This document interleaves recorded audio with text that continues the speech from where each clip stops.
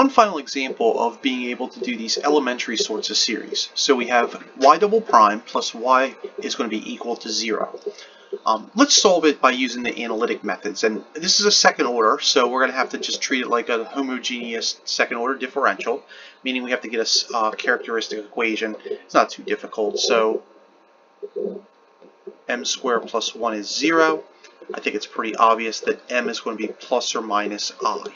All right, and so that's a type 3 with a equals 0 and b equals 1. And so y is going to be equal to e to the 0x c sub 1 cos 1x c sub 2 sine 1x. Okay, or we just write this as c1 cos x plus c2 sine x. All right, so now unlike the previous two examples, we have a second derivative, and we're going to have to see how that influences our procedure. And it really doesn't all that much.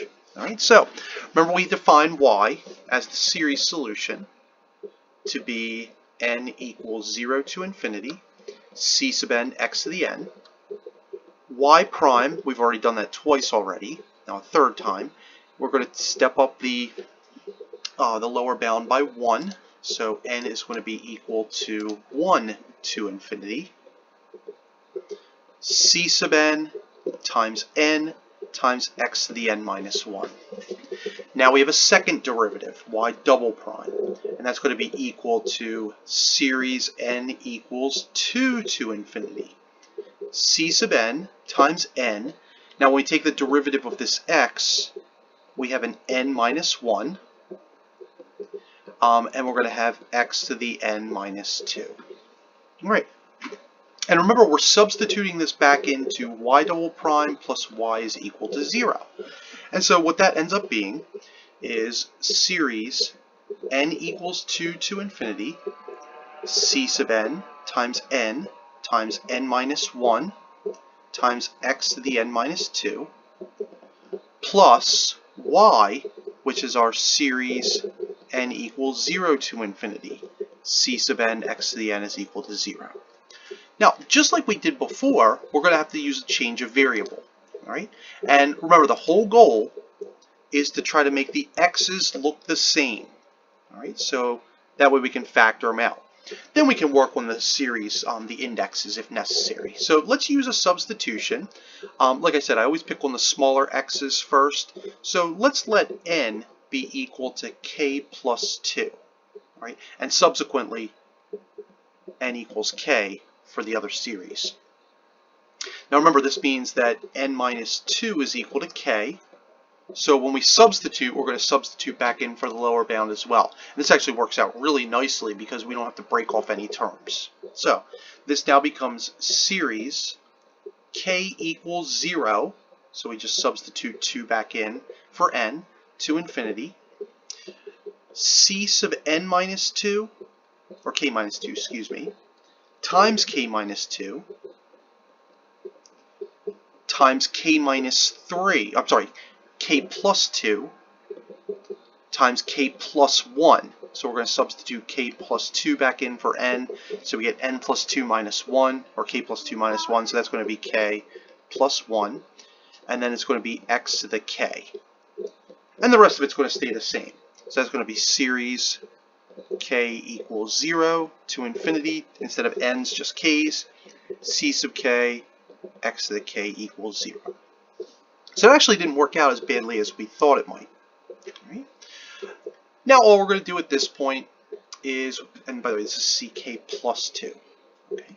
At this point, all we're going to do now is we're just going to factor out, because all the indexes are the same. So we have a lower index of k equals 0. And then the x to the k has the same power. So let's just factor that out. And when we factor that out, we're going to get series k equals 0 to infinity, x to the k. And then we're just left with the remainder.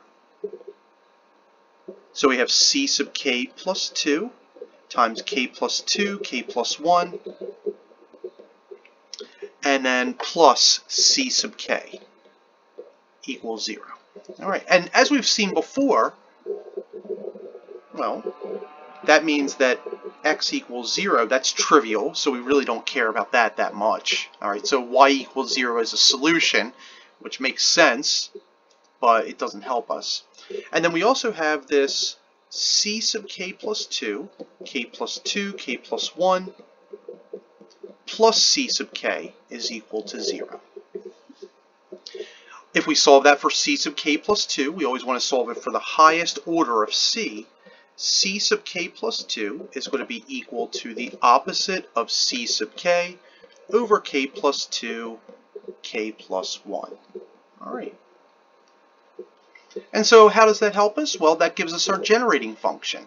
And now we just have to use our method of iteration to see what's going on with this. Now, in this example, we're going to actually have C0 is just C0, which we saw in the previous example, but also C1 is just going to be C1. We're not going to be able to write C0 and C1 in terms of one another, very likely. All right, and that's okay. It's not a big deal, but we can or can't do that. So let's go ahead and use our iteration. Now, unlike the previous example, nothing's going to cancel out. So this is the opposite of C sub k over k plus 2, k plus 1. And so let's start off with 0. All right, and this, by the way, this is equal to ck plus 2. So that means that C2 is going to be equal to the opposite of C naught divided by 2 times 1. All right, let's hold on to that. And then we're going to have 1, so C3 is going to be equal to the opposite of C1. All right, so we're just plugging in 1 right here, divided by 3 times 2. All right. Now, we're going to say 2. And we're just going to do this a few more times to start seeing if there's a pattern. Right? C4 is going to be equal to the opposite of C2 divided by 4 times 3. But remember, C2 was equal to the opposite of C0 divided by 2 times 1. So we can really write this as C0 over 4 times 3 times 2 times 1. All right, so we're just substituting back in for C2. All right, and the negatives cancel out. We just drop the 2 and the 1 down to the denominator. All right, so, and that actually looks like 4 factorial. All right, so we really have C0 over 4 factorial thus far. All right. Third, for k equals 3, that's C5. So that's going to be the opposite of C3 over 5 times 4. All right. Now remember, C3 was equal to the opposite of C1 over 3 times 2. So we're just going to substitute that back in for C3. 2 negatives are going to cancel out, and we get C1 over 5 times 4 times 3 times 2. And there's really an implicit 1 there. All right, so I'm just going to throw in that implicit 1 as we've done before. Just an identity. And that looks like 5 factorial. Okay, so that's pretty cool. Let's just do a couple more. C6 is going to be the opposite of C4 over 6 times 5. C4, we already know what that is, so we can just substitute, and that's going to be the opposite of C0 over 6 times 5 times 4 times 3 times 2 times 1, or 6 factorial. All right. And then finally, we'll just do one more. C7 is going to be equal to the opposite of C5 over 7 times 6, and we could probably just put that, we probably can already guess that it's going to be the opposite of C1 over 7 times 6 times 5 times 4 times 3 times 2 times 1. All right.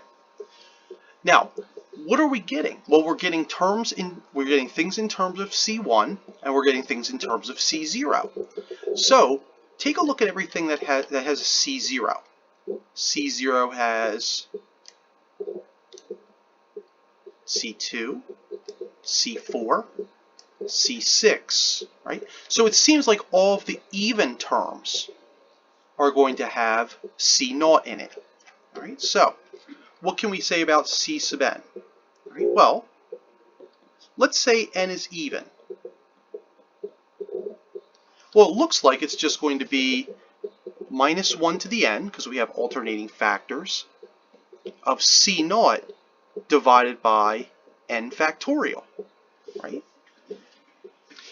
Now, what if n is odd? Well, that leaves us with the C1 terms. All right, so 7, 5. So notice that C1, we have odd terms. So that's going to be minus 1 to the n, still alternating, C1 over n factorial, if n is odd.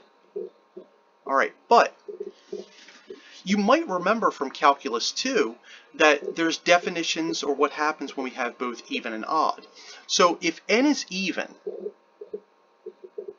if that can be written in the form of 2k. So what we could really do is we could just write this as 2n factorial. Right? Just because we're making sure that all of the C naught terms are even. All right? And this is going to work. This is going to help us when we get to go to the summation for this. All right? And then you might remember n is odd if it can be written in the form of 2k plus 1. All right? So instead of having n factorial in the denominator, we're going to write this as 2n plus 1 factorial. All right? And then from there, we can just go ahead and we can write it into the form where we actually have two solutions or two series. All right, so let's just call it y1. All right, so y1 is going to be equal to, now remember we have y equals the sum n equals 0 to infinity c sub n x to the n. And this is for the even. So if we have even terms, we're going to have series n equals 0 to infinity of, remember we had C0 minus 1 to the n. Remember we had 2n factorial.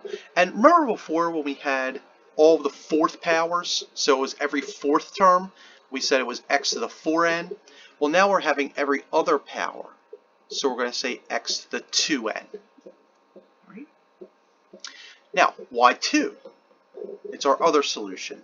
That's going to be series n equals 0 to infinity, c1 minus 1 to the n, x to the 2n plus 1 divided by 2n plus 1 factorial. And again, we're doing that because we have odd terms. All right, so now, how does that help us at all? Well, what we could do is we could factor out the C0 and the C1. So let's just do that. I'm going to factor out C0, and I'm going to factor out C1. All right. And let's see if these series look like anything that we might have seen before. All right. So go back to that sheet that has all of the different closed for the summations, and if we go all the way back up, it looks like that the sine function has this minus 1 to the n, x to the 2n plus 1, 2n plus 1 factorial. All right, so that's our odd terms, and then our even terms look like cosine. So another way to write our solution is that we have y1 is equal to c sub 0 cos of x, and that y2, the other solution we have, is going to be equal to c1 sine of x, right? Since this is our sine function, and this is our cosine.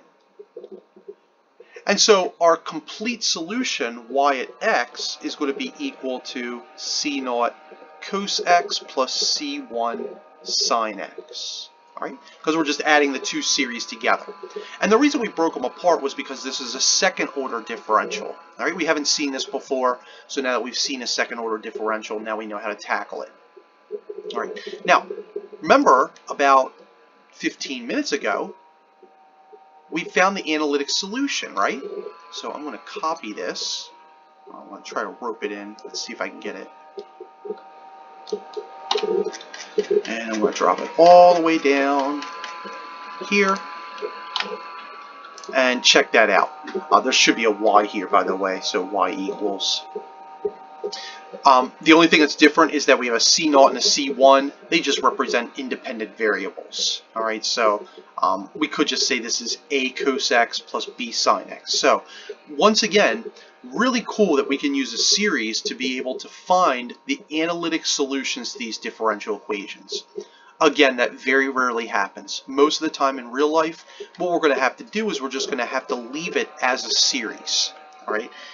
In the next video series, when we start throwing in other types of variables and we're not going to be able to get clean solutions like this, I'm going to show you how to write the solutions either as an expanded polynomial or even a simplified version of this series. All right. But for right now, this is going to be our solution method, and hopefully it makes sense to everybody.